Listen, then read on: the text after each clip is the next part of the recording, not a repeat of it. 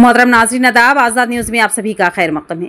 मोहम्मद अली शबीर को रुकने कानून साज कौंसल ना देने पर जिला कामारेड्डी में एहतजाज। कल कानून साज कौंसल के लिए कांग्रेस के उम्मीदवारों की फहरिस्त में तेलंगाना के कदावर कायद मोहम्मद अली शबीर का नाम न होने से तेलंगाना के अक़लियती कायदीन व कारकुनों में मायूसी देखी जा रही है। आज 2 बजे अक़लियती कांग्रेस कायदीन कांग्रेस दफ्तर पहुंचे और एक ज़बरदस्त रैली मुनज़्ज़म करते हुए इंदिरा गांधी मुजस्सिमा ख़दीम बस स्टैंड पहुंचे, जिसमें साबिक़ अरकान बल्दिया व कांग्रेस कायदीन व कारकुनों ने शिरकत की।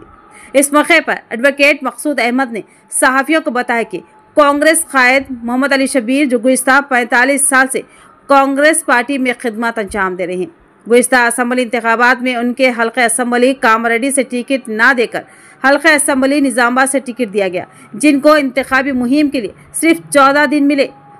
वहां से उन्हें शिकस्त हुई।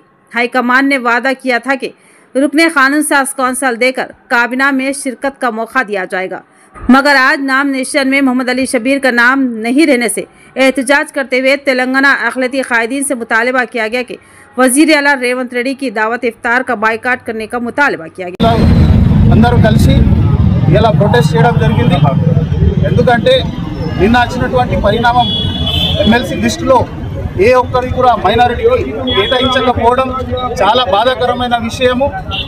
దాదాపు 10 సంవత్సరాలు టీఆర్ఎస్ ప్రభుత్వంలో మైనారిటీ నాయకులు వాళ్ళ మీద జరిగినటువంటి అణచివేత అయినప్పటికీ కాంగ్రెస్ పార్టీలో ఉన్నటువంటి ప్రతి కార్యకర్త మరియు కాంగ్రెస్ మైనారిటీ లీడర్లు ఒక స్తంభంగా నిలబడి కాంగ్రెస్ పార్టీకి మేము గాంధీవాదులం, గాంధీ పరివార్తో మేము ఉంటామని చెప్పేసి వాళ్ళ అడుగు అడుగు మీద కాంగ్రెస్ పార్టీ నాయకులు జరగడం జరిగింది। అయినప్పటికీ కూడా ఈరోజు తెలంగాణలో ప్రతిరోజు నుంచి ఎలక్షన్ స్టార్ట్ అయినప్పటి నుంచి చూస్తూ ఉన్నాము, తెలంగాణలో 14% మైనారిటీలు ఉన్నారు। దానికి మైనారిటీ ఎమ్మెల్యేస్ సీట్లు కేటాయించడంలో తెలంగాణ ప్రభుత్వం విఫలమైంది। కేవలం 6 సీట్లు మాత్రం కేటాయించడం జరిగింది। 14% అంటే దాదాపు 16 సీట్లు ఇవ్వాల్సిన అవసరం ఉండే, కాకపోయినప్పటికీ ఓన్లీ 6 సీట్లు ఇవ్వడం జరిగింది।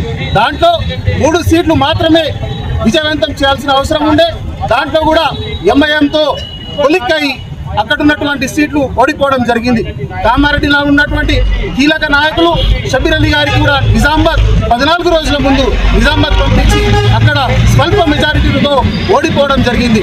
ఇలాంటి విషయాలన్నీ కాంగ్రెస్ ప్రభుత్వం హైకమాండ్ దృష్టిలో పెట్టుకొని కాంగ్రెస్ పార్టీ తెలంగాణలో ఇచ్చినటువంటి మంచి అవకాశాన్ని తెలంగాణలో మైనారిటీస్ అందరూ కలిసి తెలంగాణలో కాంగ్రెస్ పార్టీని విజయం వైపు తీసుకెళ్ళినప్పుడు ఇలాంటి సమయంలో తెలంగాణ ప్రభుత్వానికి అవసరం ఉండే ఒక ఎమ్మెల్సీ కేటాయించి వాళ్ళకు మినిస్ట్రీ పదవి ఇవ్వాల్సిన అవసరం ఉండే।